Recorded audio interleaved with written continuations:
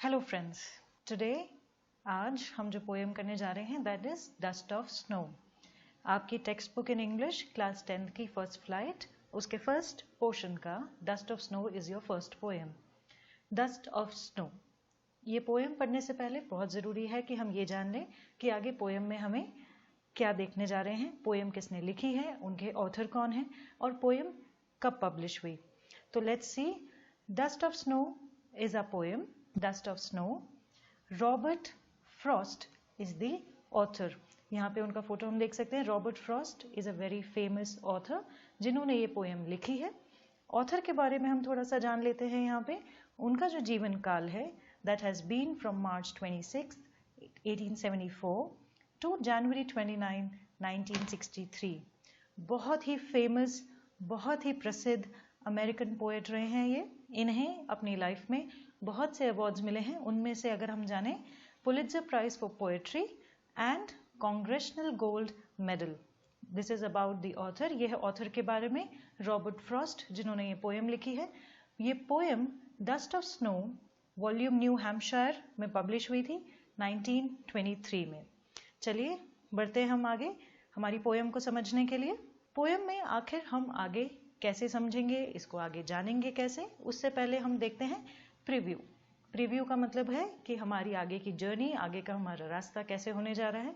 सबसे पहले हमारी नेक्स्ट स्लाइड पे आएगा हमारा ग्लॉसरी। ग्लॉसरी का मतलब है शब्दकोश, वर्ड्स जो हो सकता है आप पोएम में, डे टू डे लाइफ में आप नहीं जानते हो, पोएम में यूज किए गए हैं। तो अगर पोएम पढ़ने से पहले ही हमें उसके बारे में पता होगा तो हमारे लिए पोएम समझना ज्यादा आसान हो जाएगा। उसके अगली स्लाइड पे हम देखेंगे पोएम और उसका टेक्स्ट इंटरप्रिटेशन। हमें हमारी पोएम मिलेगी और हम अपने उस टेक्स्ट को स्टेप बाय स्टेप समझेंगे। उसके अगली स्लाइड पे हम देखेंगे उसका इलस्ट्रेटिव अंडरस्टैंडिंग, यानी डिटेल में उसे समझना कि किस तरीके से उसमें सिंबॉलिज्म, किस तरीके की भाषा, किस तरीके की चीजें यूज की गई हैं। उसके बाद हम कुछ रिव्यू क्वेश्चंस देखेंगे कि इस पोएम पे किस तरीके के क्वेश्चंस बन सकते हैं। और फिर उसके बाद हम देख लेंगे एक छोटा सा रिकैप, ताकि हम कोई भी चीज भूले नहीं, कोई भी चीज हमारी छूटे नहीं। So friends, is everyone ready? क्या सब तैयार हैं? हम आगे चलते हैं हमारी अगली पोएम की तरफ, हमारी इसी पोएम की तरफ, ग्लॉसरी।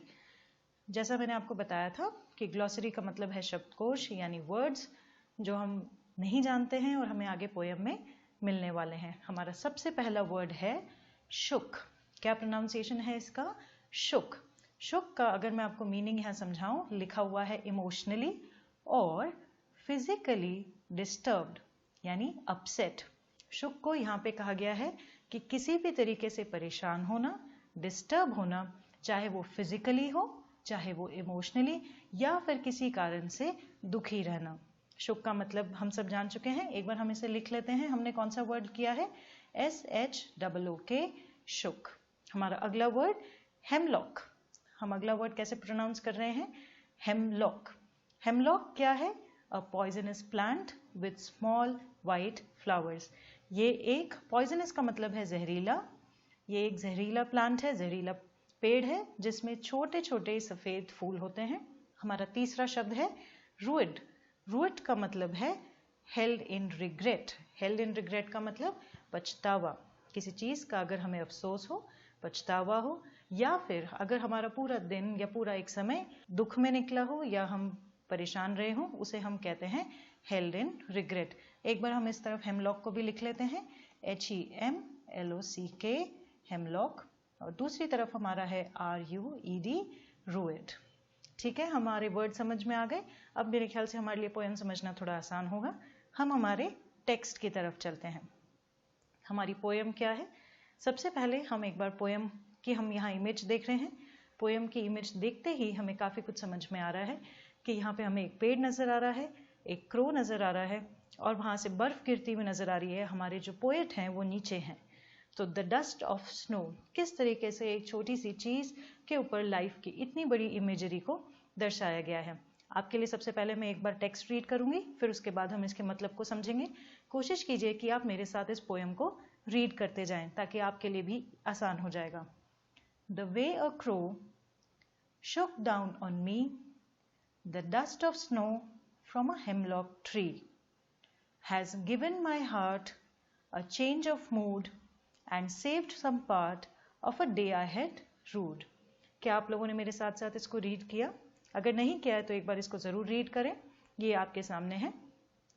हम यहाँ पे देखेंगे शुक वर्ड का मतलब हम पहले ही समझ चुके हैं, हेमलॉक वर्ड का मतलब हम पहले ही समझ चुके हैं और रूड वर्ड का मतलब हम पहले ही समझ चुके हैं। शुक का मतलब था दुखी होना, अपसेट होना। हेमलॉक हमारा जो पेड़ है, जो एक पॉइजनस प्लांट है। रूड का मतलब यानी जिस दिन का हमें बहुत पछतावा हो या फिर बड़ा दुख भरा हो, उस दिन उस चीज को हम कहते हैं रूड। अब ये पोएम क्या कह रही है?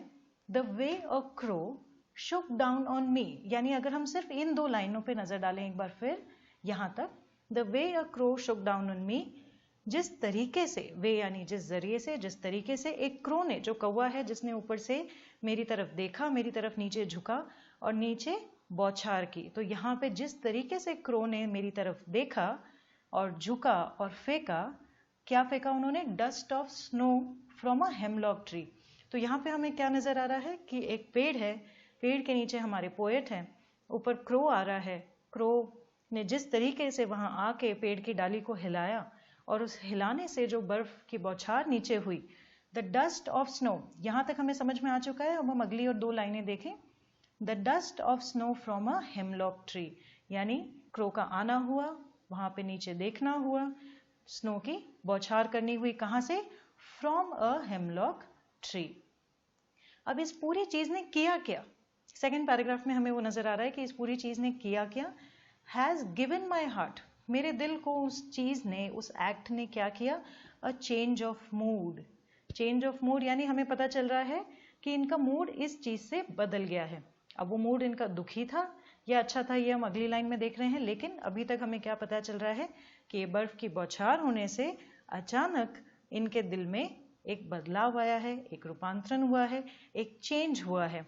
And saved some part of a day I had rued. हमने पिछली स्लाइड में देखा था रूड का मतलब क्या है? पछतावे का दिन या बुरा मानना या दुखी रहना। तो जब हम कह रहे हैं and saved some part of a day I had rued, यानी जो दिन मेरा दुख भरा था, जो दिन मेरा बुरा चल रहा था, उसका कुछ समय बच गया। किस वजह से? क्योंकि मेरा मूड बदल गया। और मेरा मूड किस लिए बदल गया? क्योंकि उस क्रो ने स्नो की बौछार की है। देखिए कितनी खूबसूरत चीज यहाँ बताइए कि एक दुखी इंसान है, सुबह से वो दुखी हैं, आधा दिन उनका बीत चुका है और वो उस दुख में जाए जा रहे हैं, लेकिन जब एक छोटी सी चीज उनके सामने हो रही है कि बर्फ उनके ऊपर गिर रही है, क्या हो रहा है? उनका दिल बदल रहा है और उनके अंदर अचानक अच्छाई जाग रही है, उनके अंदर एक अच्छा फीलिंग जाग रहा है कि अब वो खुश हो रहे हैं। यानी ये हम इस लाइन से क्या कह रहे हैं? एंड सेव्ड, सेव्ड का मतलब है बचाना। And saved some part of a day I had rued, यानी मेरा जो पूरा दिन जो दुख भरा बीत रहा था, वो पूरा दिन अब पूरा दिन दुखी रहने से बच गया। किससे? क्योंकि मेरा दिल अब बदल चुका है। My heart has a change of mood. एक बार फिर से इस टेक्स्ट को रीड करेंगे और इसमें अगर अब हम कोई चीज हमारी मिस हो गई है उसको देखने की कोशिश करेंगे। The way a crow shook down on me, the dust of snow from a hemlock tree has given my heart a change of mood and saved some part of a day I had rode. This is a poem by Robert Frost. Robert Frost ने ये poem लिखी है कि जिस तरीके से एक crow आया, उसने बौछार की, उससे मेरा जो बाकी का दिन था वो बिल्कुल बच गया। मैं पूरा दिन अपना दुखी रहने से, अपने जीवन में मैंने जो चीजें सोच ली थी जिनका कोई वैल्यू नहीं है, इस छोटे से इंसिडेंट ने मेरा नजरिया बदल दिया। अगली स्लाइड पे जाने से पहले या आगे इसके बारे में और बात करने से पहले यहाँ मैं एक बहुत खूबसूरत सी चीज की बात करना चाहूंगी। हमारी लाइफ में भी अक्सर ऐसा होता है कि हम बहुत डिप्रेस्ड होते हैं, हम बहुत अपसेट होते हैं, लेकिन कई बार कोई छोटी सी चीज हमारे अंदर चेंज ले आती है। आप सब भी सोचें वो कई बार ऐसा क्या होता है, जरूरी नहीं है कि कोई पार्टी हो या कोई बहुत बड़ी खुशी का मौका हो तभी हमारे अंदर बदलाव आता है। हम कई बार जाएं, कोई हमारे साथ कोई अच्छी चीज करे, उससे हमारे अंदर बदलाव आ सकता है। हम कभी किसी को दें और वो बड़े प्यार भरी मुस्कुराहट से हमें थैंक यू बोल दे, उससे हमें प्रोत्साहन मिल सकता है, उससे हम मोटिवेट हो सकते हैं। उसी तरीके से हमारे जो पोएट हैं वो इस छोटी सी एक्ट से खुश हो गए हैं, लाइफ के मीनिंग को समझ रहे हैं, लाइफ को इम्पोर्टेंस दे रहे हैं। And now he has decided, अब उन्होंने सोच लिया है कि अब आगे जो उनका समय है वो अच्छा ही निकालेंगे, दिन जो है उनका बहुत बेहतर ही होगा। चलिए अब हम आगे चलते हैं। पोएम में और किस किस तरीके की चीज़ें हैं और क्या क्या पैटर्न्स हैं उसको हम समझने की कोशिश करते हैं।